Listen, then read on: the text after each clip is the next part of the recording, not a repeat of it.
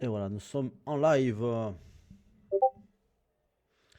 D'ailleurs, est-ce que ça a bien commencé ici? Hop, ça commence, commencer l'événement. Et voilà. Et oui, nous sommes en live, mais aussi nous sommes sur le serveur Discord de Visum, où nous allons pouvoir parler un petit peu ce soir, encore une fois, du jeu de rôle. C'est la deuxième édition. Et bien évidemment, ce soir, j'ai aussi d'autres invités. Et ce soir, j'ai deux invités de marque, puisque j'ai David et Florian qui sont tous deux dans le projet Visum depuis un petit moment aussi. Et notamment sur deux parties, puisque là ce soir on a la représentation de la partie Majestis et de la partie jeu de rôle Visum. Yep. Yep. Voilà. Euh, donc salut. Ah bah tiens, il y a Loïc. Il y a mon joli qui est là. Mon petit joli Loïc. Dis-nous un petit quelque chose, Loïc.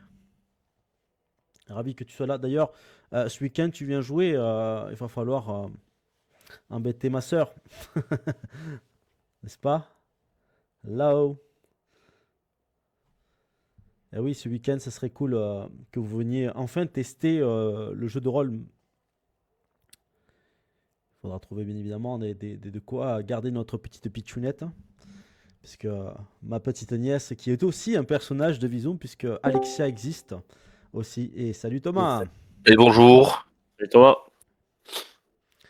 Eh, Alexia, elle est dans le scénario qu'on avait fait, David, hein. Ouais, il est toujours pas là, David. David, ce qui est marrant, c'est que c'est un grand mystère, lui, tout seul. Voilà, voilà. Bon, et Thomas qui vient nous rejoindre, qui est aussi un ambassadeur de Majestis, qui est Bonjour tout notre, le monde. notre Terrinis. Alors, ce soir, on va parler peut-être un peu plus des t-shirts que d'habitude, parce que on a des superbes dessins qui viennent d'arriver, qui vont faire partie. Et oui, Alexia, best player, exactement. Donc, du coup, on a enfin des dessins qui vont être représentés sur nos t-shirts collector. Et en exclusivité ce soir, on va vous montrer un petit peu tout ça. Mais avant de vous montrer, parce qu'il faut me montrer un petit peu, enfin, il faut monter un peu le challenge du challenge. Un peu le suspense du challenge. C'est le challenge du suspense, c'est pas mal. Eh bien, on va un petit peu voir si tout le monde l'a bien vu, tous ces t-shirts-là, hein. Thomas, tu l'as vu, les nouveaux dessins? J'ai adoré les dessins, j'ai même mis Térénis au fond d'écran pour te dire. Ah ouais. Je Ah, suis Ah oui, déjà oui, fan oui. de lui.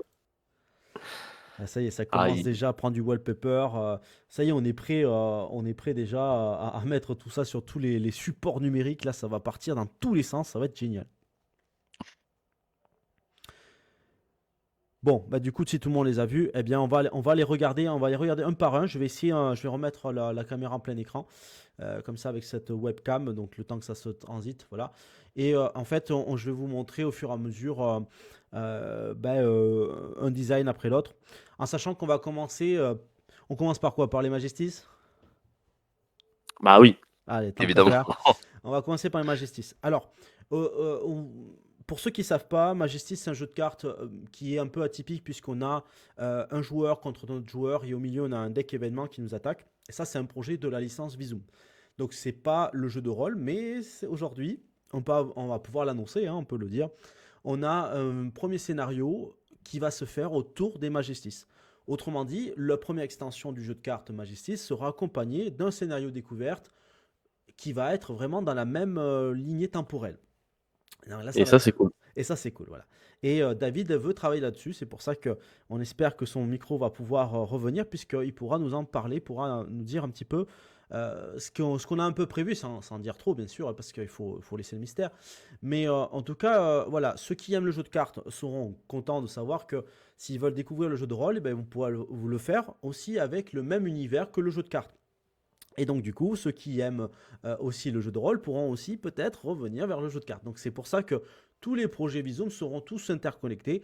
Et si on parle de Majestis, on parle finalement de tout l'univers de Visum aussi. Donc c'est pour ça qu'on va commencer par les designs. Alors déjà, je fais monter encore le suspense.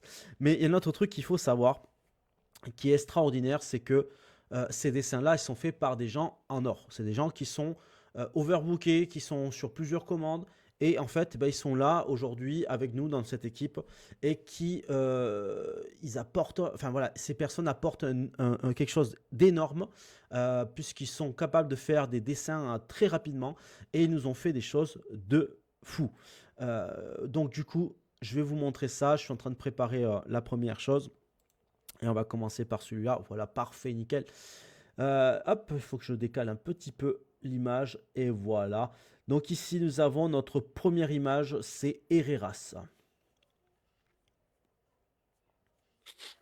Alors, Ah Herreras, putain, faut que je me la mette de côté. Ouais, moi aussi. Parce que je suis pas sur le live, moi, donc du coup, je le eh vois oui, pas. oui, oui, forcément. Oui, puisque nous sommes sur Discord, je le rappelle, et comme nous sommes sur Discord, bien évidemment, ils ne voient pas forcément ce que je montre. Donc du coup, je vais vous rappeler un petit peu l'adresse du Discord pour ceux qui veulent venir nous rejoindre et participer à cette joyeuse sauterie, joyeuse Sauterie. rencontre. Oui, je suis un peu taquin parce que je suis un peu heureux en ce moment avec tout ce qu'on a de bien en ce moment avec Vizoom. Forcément, ça donne envie de dire des bêtises et de rester positif. Donc voilà, Herreras, elle est là. Alors, qu'est-ce que vous en pensez de cette Herreras, notre chasseresse, notre majestis de la forêt, qui est vraiment très particulier puisqu'elle est à la fois mouvement, traîtrise et nature. Elle a vraiment cette force de la nature avec elle, avec les animaux, et notamment son Codor qui est juste à côté, qui est une petite carte sympa d'ailleurs dans l'histoire, et qui apporte eh ben, son petit lot d'instinct, puisque l'instinct permet de regarder les cartes de son deck et de faire en sorte qu'on puisse voilà, voir si ça nous plaît, si ça nous plaît pas. On la remet en dessous du deck, ce qui fait qu'on peut faire tourner le deck facilement grâce à l'instinct. Alors, du coup, qu'est-ce que vous en pensez? Et bah, c'est stylé en fait parce que il a ajouté du mouvement à l'illustration de base. Avec cet effet encre là, son inspiration c'est Guild Wars 2, hein, on peut le dire, C'est ça. euh, qui a, qui a été des visuels marquants. Je veux dire, même moi qui ai jamais joué à Guild Wars, je connais ces visuels. Bon, parce que j'avais un ami qui était très fan et qui l'attendait beaucoup.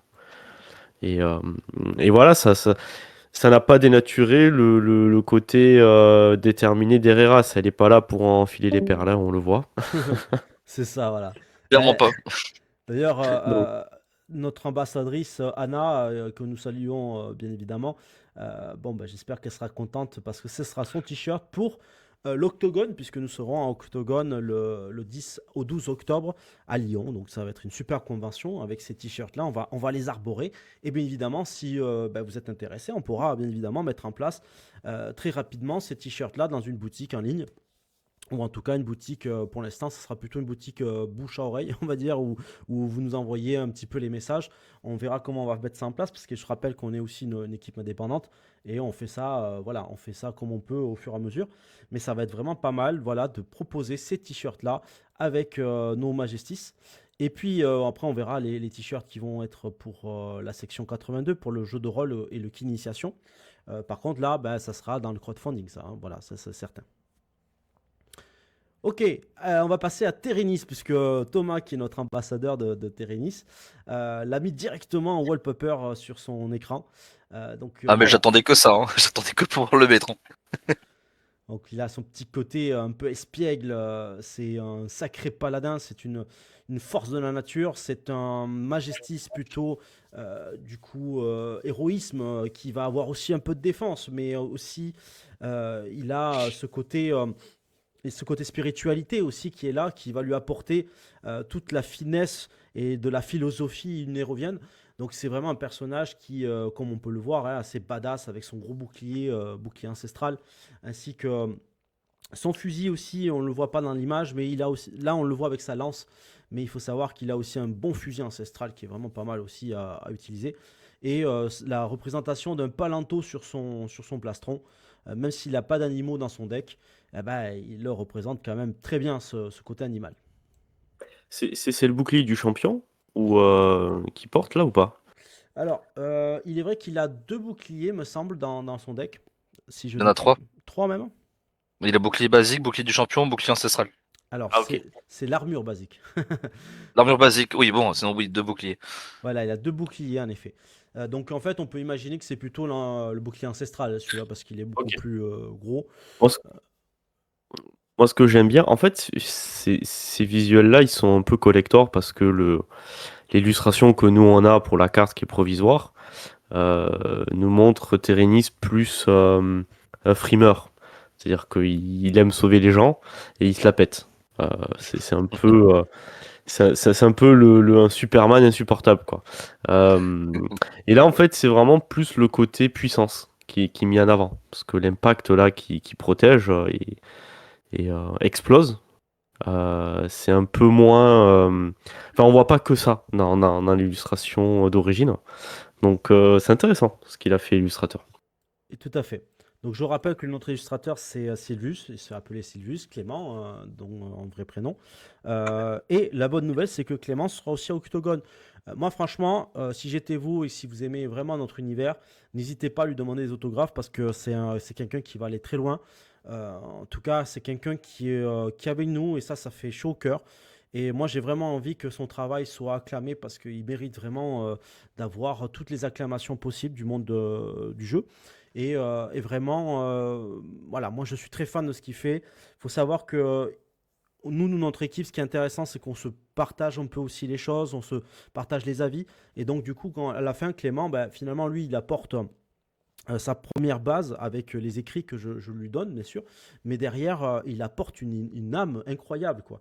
Et le fait qu'on partage ensemble nos avis, etc., et qu'on arrive à trouver finalement les petites bêtes, ben, on arrive à un résultat qui est quand même très professionnel et vraiment extraordinaire. Voilà, donc Térénis, on peut passer à alors ça c'est un philosophe. Et oui, parce que dans Majesty, ce qui est intéressant, c'est que bah, le côté toujours où ça tire dans tous les sens, eh ben ça n'existera pas forcément dans Majesty, parce qu'il y a aussi des chefs qui sont des chefs sages, mais vraiment pour le coup c'est vraiment les chefs sages quoi, hein. C'est vraiment un philosophe. Méros c'est vraiment un personnage qui est assez atypique puisque il est vraiment basé sur la défense. Il n'est pas là pour tuer, il n'est pas là pour éliminer les ennemis. Il est vraiment là pour apporter vraiment le meilleur. Et j'ai eu là une petite notification. Et merci Jérôme de nous suivre. En tout cas, c'est cool parce que Jérôme... ah, peut-être qui nous rejoint. C'est qui nous rejoint? Non, c'est David. Ah, dommage. Euh, non, non, c'est très bien. Merci David de revenir. Mais je suis un peu taquin ce soir. En tout cas, merci Jérôme parce que Jérôme, il va. Je suis sûr que bon voilà, on l'a testé Majestis il y a pas longtemps et c'était un plaisir de partager ce projet avec lui. Et il est vrai qu'il est aussi un grand joueur et si on pourrait lui faire découvrir aussi le jeu de rôle, ça serait très cool en tout cas. Donc voilà, Méros, c'est vraiment spiritualité. C'est vraiment un personnage qui est basé sur la défense. Et son troisième type, c'est dommage qu'on n'a pas eu un notre ambassadeur, il aurait pu nous le dire. À la volée, qu'est-ce qu'on pourrait dire? Est-ce qu'il est héroïsme peut-être? Oui, l'héroïsme, me semble, hein. Peut-être, je sais plus. Oui, oui, il est héroïsme aussi. En tout cas, voilà, c'est un personnage qui se veut penseur, qui se veut philosophe et qui cherche plutôt la force de la sagesse plutôt que la force brute. Donc c'est vraiment un personnage bien sympa. Et comme on peut le voir, ben, il y a un côté très dynamique aussi dans cette image-là. Sur le t-shirt, à mon avis, ça va faire vraiment sensation. Et la bonne nouvelle aussi, bon ça c'est un peu rigolo sur les bords, mais c'est qu'au moins vous pourrez tacher votre t-shirt, c'est pas grave parce qu'il y a déjà cette sensation que... Ouais. Et là, c'est pareil. Le ressenti de l'illustration change. Dans l'illustration d'origine, il y a quelque chose d'assez énigmatique dans l'expression de Méros. Euh, alors que là, on a vraiment le. Enfin, moi, j'ai le sentiment d'avoir un personnage qui est dans une forme de sidération face à ce qui se passe, de voir sa civilisation en train d'être génocidée. Et ouais, ça apporte de la nuance vis-à-vis de Oui, l'histoire de l'univers. oui, parce que je tiens à préciser une chose, c'est que les images, par défaut, nous ne les avons pas montrées parce que nous sommes à fond sur le jeu de rôle pour l'instant. Et toutes les images de tous nos majestistes, de tous les chefs sages, c'est-à-dire le héros de tous nos decks, ne sont pas encore partagées sur les réseaux parce que bah, pour l'instant, comme on l'a dit, c'est vraiment le jeu de rôle.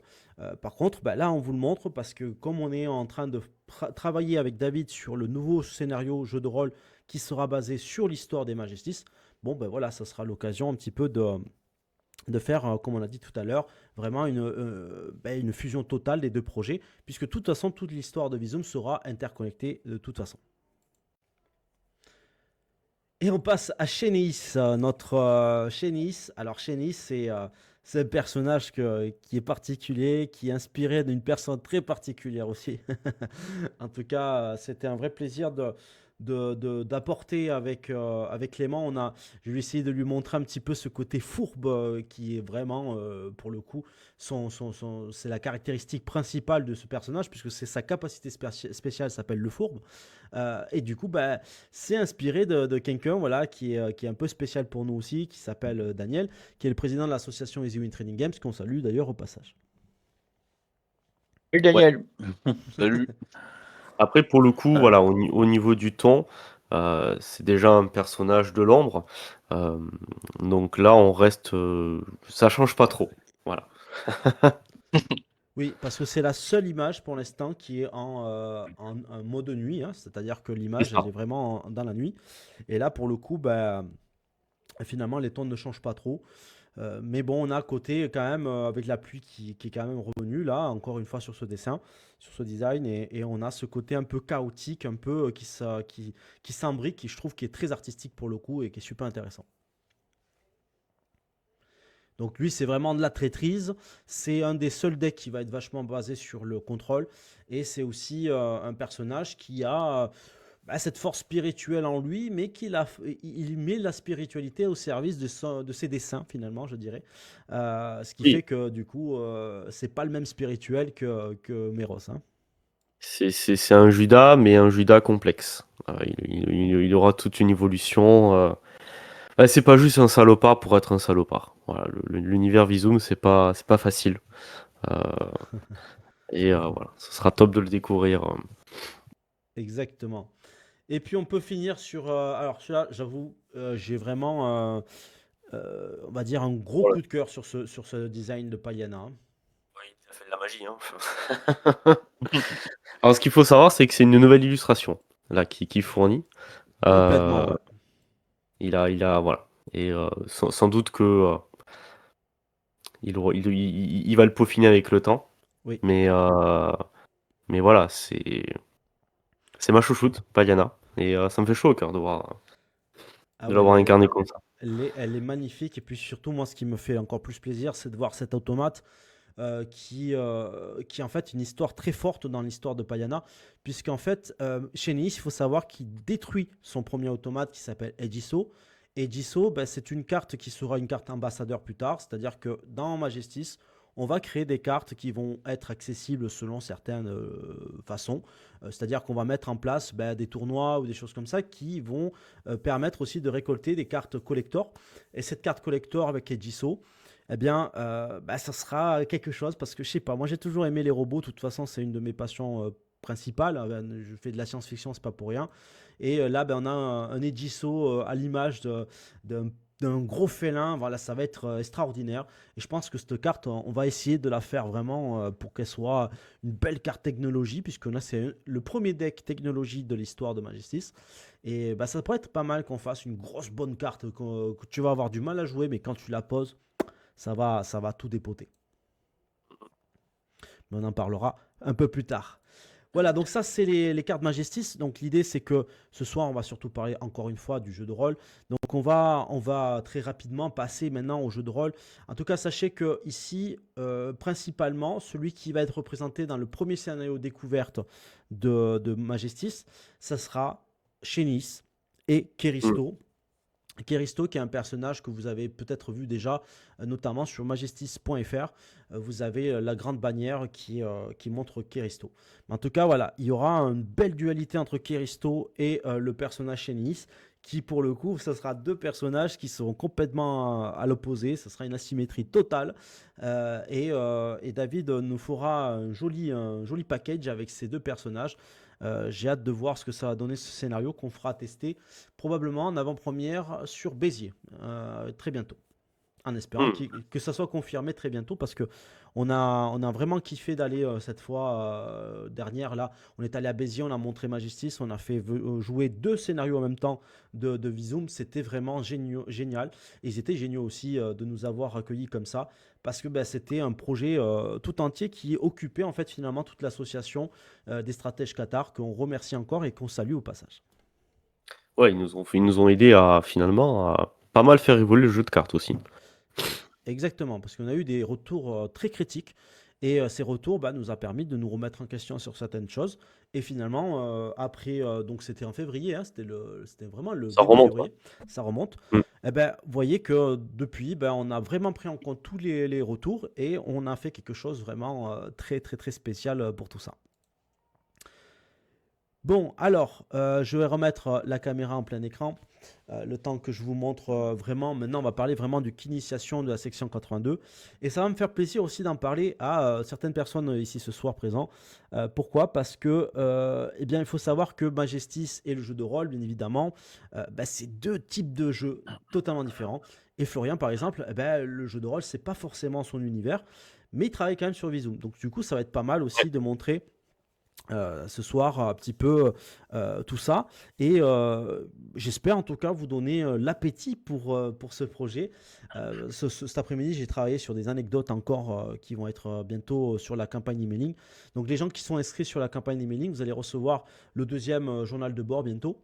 Et normalement, il va y avoir le troisième que j'ai écrit cet après-midi avec des petites anecdotes encore. Et en fait, plus je passe du temps sur ces personnages, et plus je suis en train de faire des trucs complètement fous, des dingueries comme disent les jeunes d'aujourd'hui.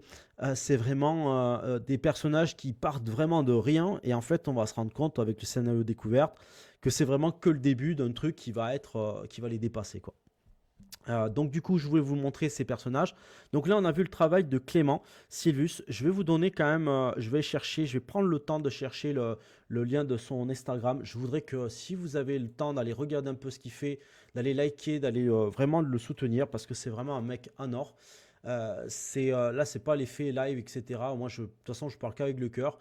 Ceux qui me connaissent le savent, je ne sais pas faire autrement.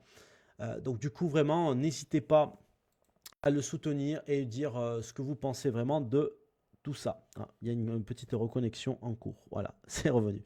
Il y a eu une petite déconnexion, mais c'est revenu de suite.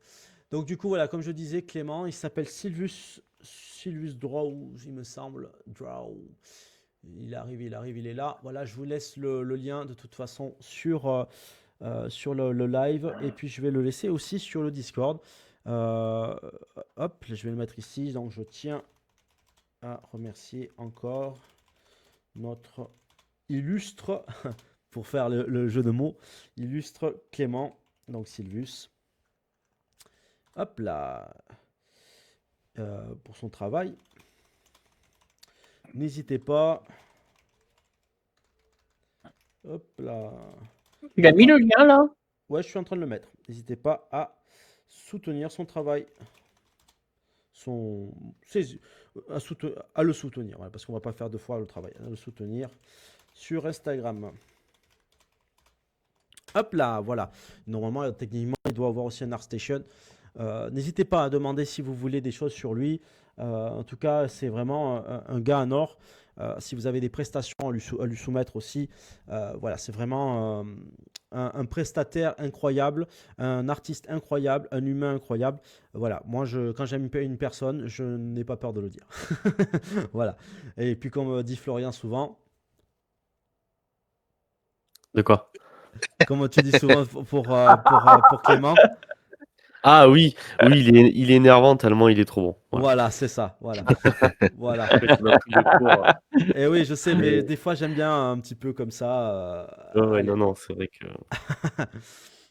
Donc, comme je disais, je vais vous montrer en avant-première. Donc, on était sur le travail de Clément.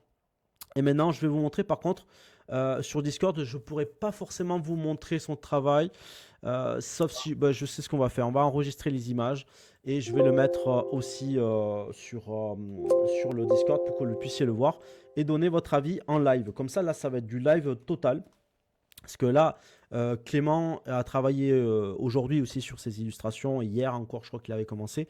Le temps est tellement compliqué en ce moment parce qu'il y a plein de choses à faire que je ne sais plus quand on a commencé.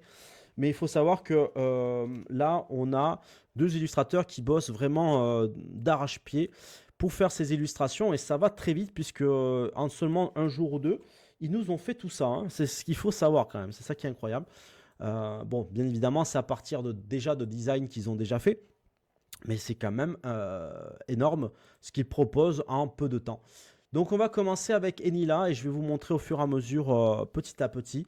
Et c'est parti, on commence par Enila, je vous montre. Oh, Alors, incroyable.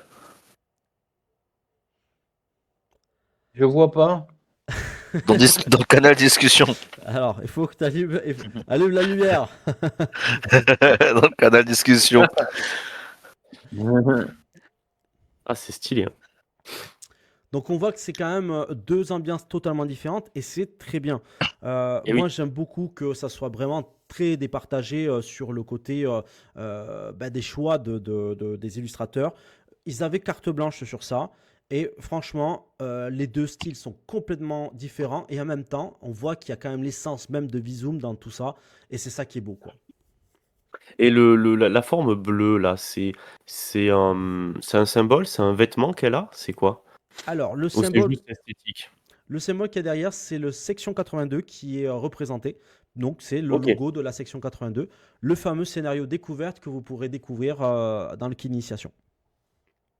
ok. Donc, on a vraiment, vous voyez, et ça va être bien évidemment, ça va être sur votre t-shirt, quoi. Ça va être topissime, hein.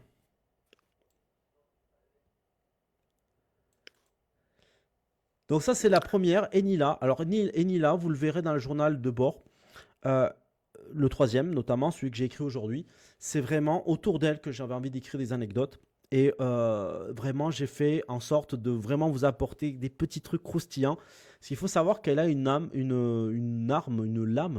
du consortium. C'est une lame qui est légendaire. Donc, c'est le seul équipement légendaire de ce scénario. Et cette lame a une particularité, c'est que quand on commence la partie avec le scénario et tout ça, eh bien, en fait, on se rend compte qu'il y a une capacité spéciale, mais on ne sait pas comment l'activer. Et donc, du coup, la lame du consortium, c'est tout un mystère.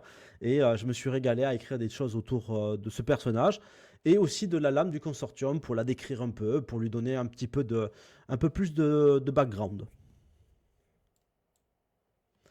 Et il faut savoir aussi qu'Enila, c'est un petit peu la chef de la section 82. En tout cas, elle n'est pas encore la chef, mais elle aspire quand même à devenir une élite partisan, c'est-à-dire dans la hiérarchie de l'armée ukrainienne, c'est vraiment un rôle qui est un peu bâtard, j'ai envie de le dire, parce que c'est un peu un sergent, mais finalement, tu n'as pas trop, t'as pas trop de pouvoir. Mais par contre, tu gères vraiment sur le terrain avec ton équipe de partisans, donc de soldats. Et elle, ce qu'elle veut, c'est monter en grade, hein. C'est vraiment son but. Donc ça, c'est la première. On voit que là, déjà, on a quelque chose de sympa. Donc je vais remettre la caméra et je vais vous donner le deuxième, puisqu'on en a trois. Et ce soir, on va aller voir les deux autres. Et on va continuer avec... je vous donne le meilleur pour la fin. On va parler un petit peu de lui. Hop, c'est parti. Et là, nous Hmm, avons Vadeli. ok, stylé. Un peu plus pieux, a priori. Vadeli est un peu particulier parce qu'en fait, en soi, c'est un médecin militaire. Donc du coup, il a un côté un peu, voilà, un peu plus calme, plus posé. Peut-être une personnalité un peu moins prononcée que les autres. Mais je pense que c'est un peu voulu parce que c'est un personnage qui, pour le coup, va vachement évoluer plus tard dans l'histoire. Et dans le scénario découverte, pour l'instant, il est au ses balbutiements de sa vie, quoi, de son premier, finalement, enfin, de ses premières heures, finalement, de l'armée. Et donc, du coup, forcément, C'est pas un personnage encore qui va briller, mais il est très très utile dans le scénario découverte. Ça, je peux vous l'assurer. Notamment quand il y a un joueur qui l'avait joué récemment, eh ben, il peut soigner au cas où.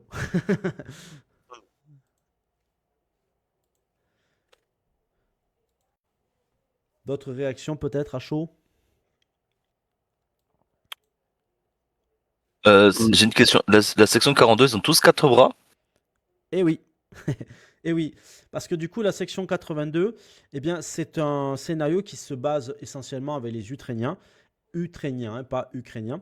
Les Ukrainiens, c'est une race qui a 4 bras et il y a une chose, une particularité. Je vais vous le montrer avec. Je vais voir s'il n'y a pas éventuellement. Oui, je vais vous le partager. Hop, je vais vous montrer l'image qui est la première de couverture de la section 82. Comme ça, vous allez comprendre aussi une chose importante qui sont assez particuliers. Donc, pour le coup, on est vraiment.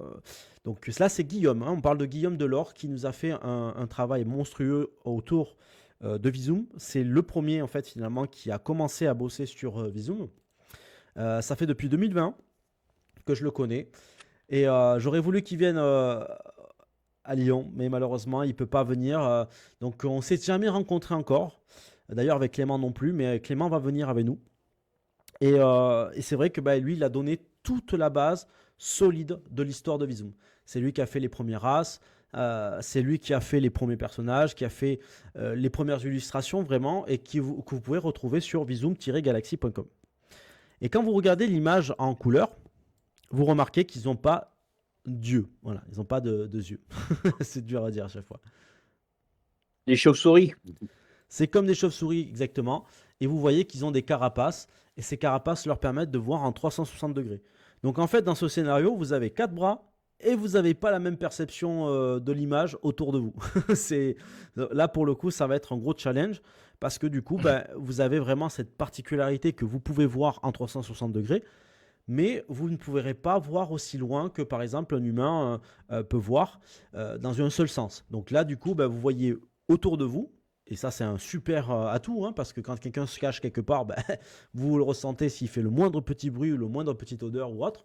Mais par contre, ben, vous ne pourrez pas voir très loin. C'est pour ça aussi que les Ukrainiens, et notamment les partisans de l'armée ukrainienne, ont essentiellement des armes au corps à corps, malgré le côté très science-fiction.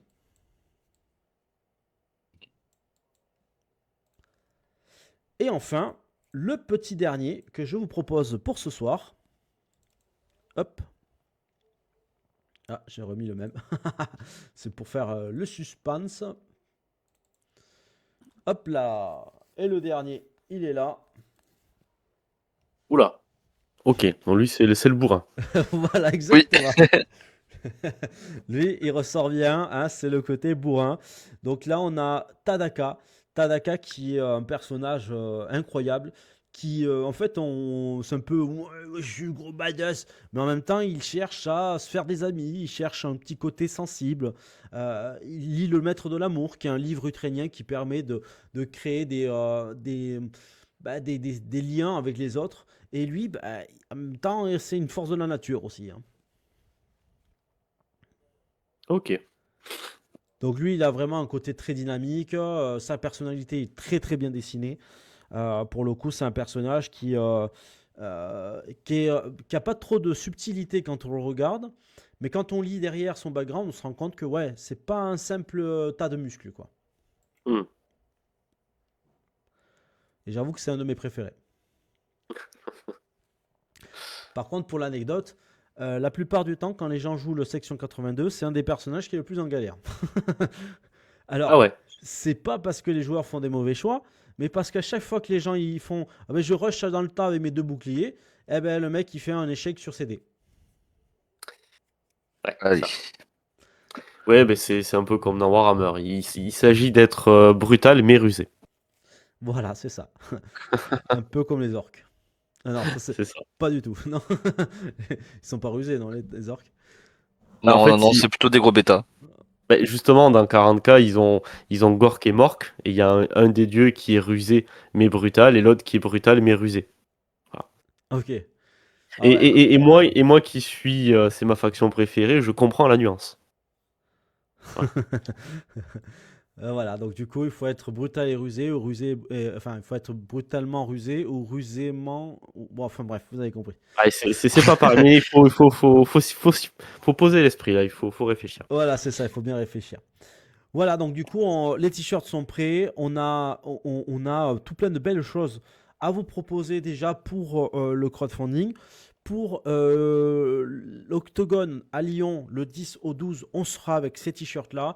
Donc chaque membre de l'équipe, on sera 8. Il nous reste un huitième d'ailleurs. Il va falloir qu'on trouve le huitième personne qui voudrait venir avec nous, puisqu'il reste une place de libre encore. D'ailleurs, si ça vous intéresse, n'hésitez pas à vous faire connaître. Nous partons de Perpignan, nous, ou alors vous pouvez nous rejoindre sur Lyon même. Nous avons déjà donc, de quoi faire pour se loger. Et si ça vous intéresse, n'hésitez pas à nous écrire pour qu'on en discute. En tout cas, nous, on sera tous avec nos t-shirts, donc vous n'allez pas nous rater. On a tous nos t-shirts qui sont prêts pour Octogone. Ce qui fait que du coup, si vous voulez commander un t-shirt comme ça, il ne faudra pas hésiter derrière. Puisqu'on on pourra vraiment les faire, les construire, les faire avec nos partenaires pour pouvoir les vendre derrière. Parce que évidemment, ça pourra nous permettre de financer au fur et à mesure les projets et voire même d'accélérer encore plus la production. C'est un peu pour ça que ça pourrait aussi être très intéressant pour nous, puisque vous le savez, enfin en tout cas ceux qui ne le savent pas, on vous le dit, nous sommes donc un projet indépendant et derrière, chaque euro compte pour pouvoir avancer. Et ça, ça permet aussi de financer des illustrateurs, des passionnés, des vraies personnes qui sont engagées dans ce projet. Voilà, donc c'est vraiment, l'argent sera toujours pour des personnes qui méritent vraiment l'approbation d'un public. Et en même temps, nous, voilà, on va pouvoir continuer à écrire, on va pouvoir continuer à faire jouer, construire, créer le jeu, que ce soit le jeu de rôle ou Majestis, ou voire même les autres projets qui vont être plus tard mis en avant. Voilà, est-ce que vous avez des petites réactions, des questions, quelque chose? N'hésitez pas. De mon côté, c'est bon. Superbe. Pareil. Eh bien écoutez, voilà, donc Rien chaque... à dire. Super, donc toutes les belles choses ont été dites. Donc n'hésitez pas, tous les mardis 21h, on est là en live et sur Discord. Donc voilà, ça dure pas très longtemps, ça permet vraiment de faire un petit live bien sympa. Comme ça, on se garde des bons sujets. Chaque semaine, il y aura des sujets un peu intéressants comme ça qui viendront. Alors peut-être pas aussi intéressants que ça, hein, parce que là, quand on a des illustrations comme ça, c'est cadeau, c'est magnifique. Et là, on n'est pas du tout sur le même délire que de parler du projet. Là, on a vraiment des choses concrètes et on vous le montre. Donc, on n'aura pas toujours ça à montrer. Par contre, on aura toujours des sacrées anecdotes à vous partager. Donc, si vous êtes intéressé par l'univers de Visum, il ne faut surtout pas hésiter à venir sur le Discord ou nous suivre sur tous nos réseaux. Et éventuellement venir nous voir directement sur Perpignan. Alors, si vous n'êtes pas sur Perpignan, vous avez de la chance. On va se déplacer à Lyon le 10 du 10 au 12 octobre et on sera aussi amené, pourquoi pas, venir près de chez vous. En tout cas, si vous avez un club de jeu, si vous avez un regroupement de joueurs, n'hésitez pas à nous contacter. On peut toujours s'arranger pour faire peut-être une petite escale ou éventuellement vous proposer un moyen de pouvoir tester nos jeux. Il y a toujours des moyens à faire. Aujourd'hui, le monde digital est extraordinaire et on peut partager tous les projets comme ça. Voilà, en tout cas, merci encore. Merci à tous ceux qui ont regardé cette vidéo, qui nous ont suivis sur le live. Merci à vous, messieurs, d'être là, toujours présents et d'apporter toujours votre fraîcheur dans ce projet qui est Visum. En tout cas, voilà, nous avons des beaux t-shirts qui nous attendent. Donc, la prochaine fois, pourquoi pas les mettre directement dans le live, ce serait rigolo, ce serait sympa. Voilà. Mais en tout cas, je le mettrai moi pour le prochain live. Donc, à la semaine prochaine, à mardi 21h. À très bientôt. Allez, ciao. Ciao. Ciao.